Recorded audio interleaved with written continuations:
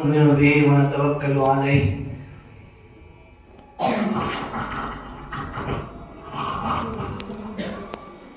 أعوذ بالله من الشيطان الرجيم بسم الله الرحمن الرحيم إنا نحن نزلنا الذكر وإنا له لحافظون. آپ لوگ عزیز طلبہ ہیں اور سب سے بڑی خوش نصیبی آپ کی یہ ہے کہ اللہ تعالیٰ نے آپ کو اپنے کلام پاک کی حفاظت کا ایک ذریعہ بنایا ہے. اللہ تعالیٰ نے قرآن مجید میں فرمایا ہے، جیسا کہ ابھی جو آیت تلاوت کی گئی، کہ ہم نے قرآن کو نازل کیا ہے اور ہم ہی اس کی حفاظت کریں گے.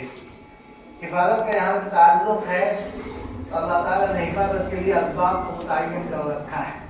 اگر ہم جائزہ لیں اللہ کے رسول صلی اللہ علیہ وسلم کی سیرت طیبہ کا، آپ کی زندگی کا، مکی اور مدنی دور کا، اور اس کے ساتھ ساتھ صحابہ کرام رضوان اللہ علیہم اجمعین نے جو قربانیاں دین کی حفاظت کے لیے دی ہیں، ان تمام چیزوں کا اگر ہم جائزہ لیں تو ہمارے سامنے یہ بات واضح ہو جاتی ہے کہ اللہ تعالیٰ نے اس دین کی حفاظت کا ذمہ اپنے ذمے لے رکھا ہے، اور جس چیز کی حفاظت کا ذمہ رب العالمین اپنے ذمے لے، اس چیز کو دنیا کی کوئی طاقت بدل نہیں سکتی، اس میں تحریف کا ادنا گمان بھی نہیں ہو سکتا ہے.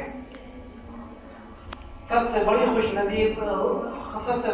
نصیبی ایک طالب علم کے لیے یہ ہے کہ اللہ تعالیٰ نے اس کو اپنی دین کی حفاظت کے لیے کلام پاک کے یاد کرنے کی توفیق عطا فرمائی. جس بچے نے قرآن کو یاد کیا اور مکمل طور پر یاد کیا اور پورا قرآن حفظ کر لیا، یہ اللہ تعالیٰ کا کتاب سے ایک معجزہ ہے.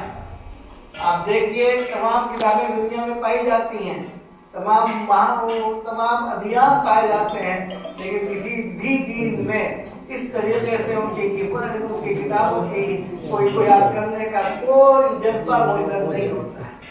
کسی فرد واحد کے اندر بھی وہ جذبہ نہیں پایا جاتا ہے جو جذبہ ہمارے نوجوانوں کے اندر پایا جاتا ہے، ان کے گھر والوں کے اندر پایا جاتا ہے اور پورے اسلامی معاشرے کے اندر پایا جاتا ہے.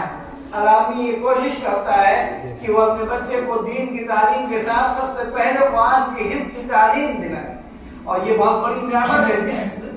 جن والدین کے دل میں یہ جذبہ ہے کہ بچوں کے لیے وہ خوش نصیب ہیں کہ وہ اللہ تعالیٰ کی کتاب کی، اللہ تعالیٰ کے دین کی حفاظت کا ذریعہ بن رہے ہیں اور اپنے بچے کو اس حفاظت کا ذریعہ بنا رہے ہیں. اس بات پر اگر ہم صبح و شام شکر کریں تو یہ کم ہے. اللہ تعالیٰ نے ہم کو اپنے دین کے لیے منتخب فرمایا، اپنے دین کی حفاظت کے لیے منتخب فرمایا، اور جو بچہ قرآن کو یاد کرتا ہے اس کا ذہن و دماغ کھل جاتا ہے، اس کے اندر ایسے نوادرات آتے ہیں اور ایسے جو ہے نقطے اس کے اندر اللہ تعالیٰ کی طرف سے ودیعت کیے جاتے ہیں. اس قرآن کی صرف برکت کا ظہور اس طریقے سے ہوتا ہے تو بچہ آسمانی دنیا پر پہنچ جاتا ہے ترقی کرتے کرتے. اس لیے کہ قرآن جس کے دل میں محفوظ ہو جائے وہ مبارکباد کا رنگ کے لائق ہے، وہ قابل عزت ہے، قابل تکریم ہے. اور ہر بچے کو یہ کوشش کرنی چاہیے جس طریقے سے اس بچے نے قرآن کو یاد کیا کہ ہم بھی اسی طریقے سے قرآن کو یاد کرنے والے بن جائیں. قرآن کو یاد کرنے والے جو بچے ہیں، اس کے ساتھ ساتھ قرآن کو یاد کرانے والے جو اساتذہ ہیں، وہ سارے کے سارے مبارکباد کے مستحق ہیں، اور وہ سارے کے سارے اللہ تعالیٰ کے نزدیک مقبول ترین افراد میں شامل ہوں گے اگر ان کے اندر اخلاص ہے، اگر ان کے اندر تقویٰ ہے، اگر ان کے اندر صلاح ہے، اگر ان کے اندر للہیت ہے. یاد رکھیے، سب سے مبارک کام اللہ کے کلام کو یاد کرانا ہے اور یاد کرنا ہے. اللہ تعالیٰ حدیث میں اللہ کے رسول صلی اللہ علیہ وسلم نے فرمایا ہے، خیرکم من تعلم القرآن وعلمہ، تم میں سب سے بہتر وہ ہے جو قرآن کو پڑھے اور پڑھائے. ہمیں اور سب سے بڑے ایک بچہ جب قرآن کو یاد کرتا ہے تو اس کے والدین کے سلسلے میں جو بشارت دی گئی ہے کہ اللہ تعالیٰ قیامت کے دن اس کے والدین کو وہ تاج پہنائے گا جو آنکھوں کو خیرہ کر دے گا، جس کے سامنے آنکھوں کی روشنی مانگ پڑ جائے گی.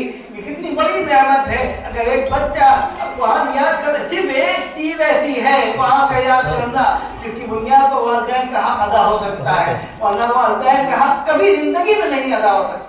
آپ پوچھ کر لیجئے، ماں باپ کے ڈھیر لگا دیجئے، آپ ہر وقت ان کے لیے کھڑے رہیے، لیکن والدین کے جو والدین کے احسانات ہیں ان کو وہ احسانات کبھی ادا نہیں ہو سکتے، ان کا بدلہ کبھی آپ دے نہیں सकते, लेकिन अगर आपने कुरान को याद कर लिया, इस जज्बे के साथ याद किया कि अल्लाह ताला ने अल्लाह के रसूल सल्लल्लाहु अलैहि वसल्लम की हदीस में उन लोगों के लिए वादा किया गया है जिनके बच्चे कुरान को याद करते हैं कि उनके वालिदैन को ताज पहनाया जाएगा। किसकी ज़बान से ये बात निकल रही है? कौन कह रहा है? जो साबिकुल मखदूक है, जो सबसे आला है, जो सबसे अरफा है, दुनिया में उनसे अरफा कोई नहीं।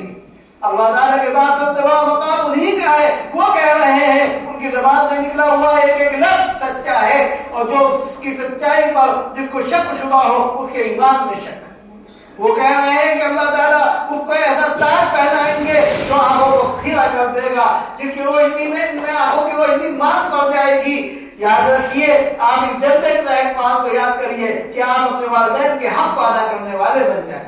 और वालिदैन को चाहिए कि वो जो है अपने बच्चों को कुरान की तालीम दिलाए, हिफ्ज़ का एहतमाम कराए, क्योंकि अल्लाह के रसूल सल्लल्लाहु अलैहि वसल्लम ने फरमाया है कि उनके ऊपर ताज पहनाया जाएगा। वो ताज जहन्नम में नहीं पहनाया जाएगा, वो ताज जिसको पहनाया जाएगा जन्नत में पहनाया जाएगा, आला जन्नतों में पहनाया जाएगा। वो है उनके लिए जन्नत की बशारत भी मिल रही है। और बशारत कौन दे रहा है? अल्लाह के रसूल सल्लल्लाहु अलैहि वसल्लम। ज़्यादा ईमान के ईमानी जज्बे के साथ, इखलास लिल्लाहियत के साथ अगर हम जो है कुरान को याद करवाएंगे, अपने बच्चे को हिफ्ज़ के मदरसों में डालेंगे और बच्चे पर खूब खर्च करेंगे, बेमहाबा खर्च करेंगे, और बच्चे को तालीम दिलाने वाले पर बेमहाबा खर्च करेंगे, इसलिए कि उसने जो है आपके बच्चे को इस रूप पर डाला जो उसको आला से आला जगह पर, आला से आला मकाम पर ले जाने वाला है, और जो उसके वालिदैन को जन्नत में डालने की बशारत दे रहा है। आप एक घर खरीदते हैं दुनिया में, और घर को आपको नाज होता है कि 2 करोड़ का घर खरीदा, 3 करोड़ का घर खरीदा, लेकिन जन्नत में जो घर मिलेगा उसकी कोई कीमत नहीं है। करोड़ भी आप खर्च कर दे और अरब भी आप खर्च कर दे, दुनिया की सारी दौलत भी लुटा दे, उस जन्नत के हुजूर के लिए तो ये घाटे का सौदा नहीं है। लिहाजा हमको इसके लिए समझना चाहिए और अपने बच्चों को दीनी तालीम में डालना चाहिए, खासतौर पर हिफ्ज़ की तालीम में डालना चाहिए। अगर हम ऐसा करेंगे तो इंशाअल्लाह अल्लाह ताला हमसे राज़ी भी होंगे और हमको इनामात से भी नवाजेंगे। बच्चों को चाहिए कि जब यहाँ मदरसे में आए तो बहुत ही जज्बे के साथ आए, गोया कि अल्लाह ताला ने उनको मुंतखब फरमाया है एक ऐसी तालीम के लिए जो माशरे की इस्लाह करने वाली हो, एक ऐसी तालीम के लिए जो पूरी दुनिया में उनको सही रूप पर ढालने वाली हो, एक ऐसे तालीम के लिए जो तामीर का बाइस बनती है, तहजीब का बाइस नहीं बनती। जितनी तालीम है दीन इस्लामी तालीमात के अलावा अगर देखा जाए कहीं ना कहीं वो तहजीब का बाइस बन जाती है उसके हासिल करने वालों के लिए, क्योंकि उसके हासिल करने वाले क्योंकि उस तालीम को अल्लाह के नाम के साथ नहीं जोड़ते और उनमें लजीक दाखिल नहीं होता है, तो उसमें कहीं ना कहीं तकलीफ आ जाती है। लेकिन चूंकि आपकी तालीम शुरू होती है नदी के नाम से और आपकी तालीम शुरू होती है अल्लाह ताला की महबूबियत के हुजूर के लिए, आपकी तालीम शुरू होती है माशरे को सही रूप पर ढालने के लिए, तो ये खालिस तामीरी तालीम है और इससे पूरा माशरा दुरुस्त हो जाता है और पूरे माशरे में एक ऐसी हवाएं चलने लगती हैं जो लोगों को सही रूप पर ढालने वाली होती है और सही रूप पर ले जाने वाली होती है।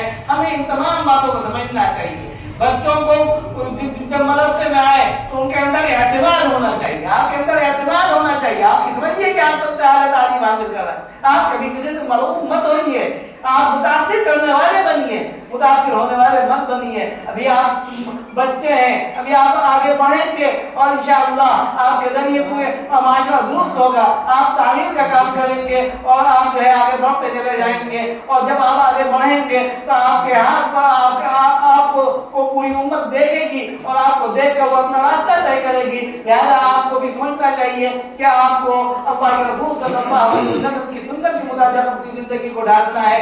यही असल पैगाम है, कुरान के याद करने का भी यही पैगाम है, कुरान की तालीमात का भी यही पैगाम है और यही हमारे लिए असल उसवा है। हम अपने आप को अल्लाह के रसूल सल्लल्लाहु अलैहि वसल्लम के बताए हुए तरीके के मुताबिक ढालने, यही चीज कामयाबी की जमानत है और इसी से हमको आखिरत में सुबह हासिल होगी। दुनिया तो इंसान बरतता है, बरत जाती है, लेकिन असल जिंदगी आखिरत की जिंदगी है। आखिरत को बनाना है, आखिरत को संभालना है, आखिरत में कामयाबी की जो जमानत जो चीजें आपको दे रही है कोई दीन इस्लाम की तालीम है, वही तालीम आपको सही वक्त पर ढाल कर आखिरत में कामयाबी की तरफ ले जाने वाली बनेगी। लेकिन उसके लिए जरूरी है कि आप उसके आपके अंदर एतमाद पैदा हो और आप ये सोचे कि हम जो तालीम हासिल कर रहे हैं उसमें आप एहसास कमतरी में मुब्तला मत हो, एहसास से बरतरी में मुब्तला हो, इसलिए कि एहसास से बरतरी इंसान को बुलंदी की तरफ ले जाता है और एहसास से कमतरी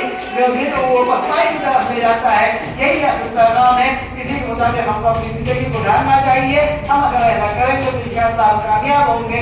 और बहुत ही मैं मुबारकबाद देता हूँ जिन्होंने हिफ्ज़ किया, उनको भी, उनके वालिदैन को भी, और मदरसे के जिम्मेदारों को भी, और जिन लोगों ने उनको हिफ्ज़ कराया उनको भी, और तमाम लोगों को। ये मदरसे के जो जिम्मेदार हैं, मदरसे के जो असातिज़ा हैं, ये दिन और रात की मेहनत करते हैं इन बच्चों को बनाने के लिए, इनकी जिंदगियों को संवारने के लिए, और बहुत मामूली तनख्वाहों पर ये काम करते हैं। वो तनख्वाहें आपके हक में नहीं है, वो एक एजाजिया है उनके हक में। अल्लाह ताला उनकी मेहनतों को कबूल फरमाए और उनको बेहतर से बेहतर सिला दुनिया और आखिरत में अता फरमाए।